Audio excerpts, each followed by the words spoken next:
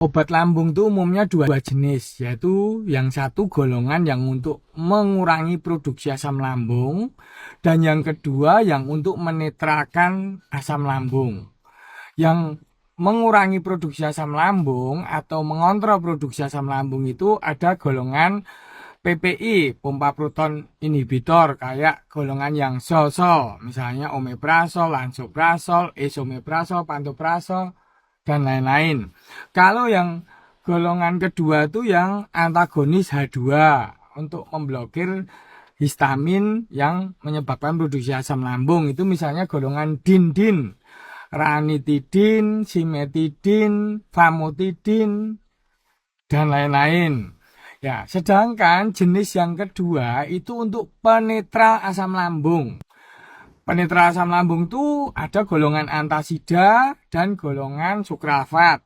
Sama-sama tujuannya untuk melapisi lambung, menetralkan terhadap asam lambung yang berlebihan.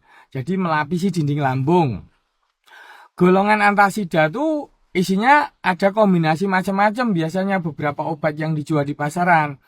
Ada yang isinya aluminium hidroksida, kemudian magnesium hidroksida, kemudian yang isinya magnesium karbonat sama kalsium karbonat.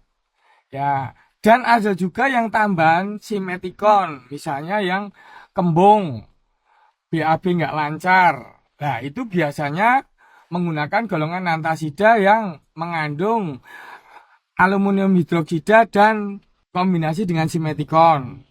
Nah, sedangkan yang untuk ibu hamil biasanya yang mengandung kalsium hidroksida, cocok untuk penambahan suplementasi mineral maupun juga untuk kembung sama mual yang sering terjadi pada ibu hamil. Sedangkan sukralfat, banyak yang mengatakan cocok dengan sukralfat, tetapi kalau untuk jangka panjang tidak baik. Memang kalau efek diminum sampai berbulan-bulan tanpa indikasi, kalau golongan sukralfat bisa mungkin ada efek samping ke ginjal, walaupun kecil kemungkinan itu. Lah, kalaupun memang masih sering kambuh, mungkin pilihan yang terbaik itu pakai golongan rebamipid.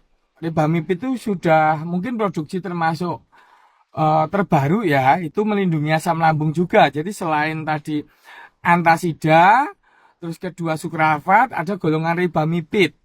Itu relatif aman kalau diminum sering dalam jangka panjang, aman untuk ginjal. Tetapi yang menjadi perhatian adalah golongan antagonis H2 maupun pompa proton inhibitor kayak ranitidin, simetidin maupun golongan so-so tadi, omeprazol, lansoprazol.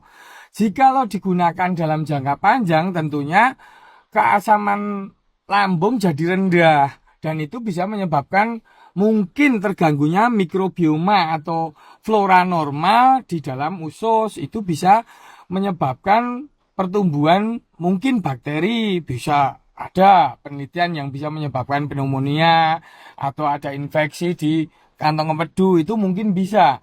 Walaupun beberapa protokol menyatakan pengobatan dengan omeprazol itu bisa 2 bulan, tapi saya termasuk yang kurang setuju.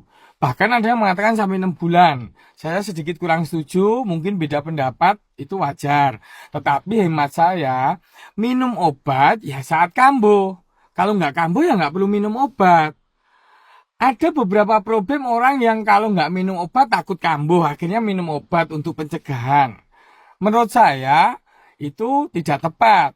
Lebih baik atur pola makan, kendalikan pola pikir supaya nggak mudah stres. Itu lebih baik. Supaya asam lambung itu terkendali juga, tidak terkontrol begitu saja oleh agen dari luar, tetapi juga oleh keseimbangan yang alamiah dari tubuh kita sendiri.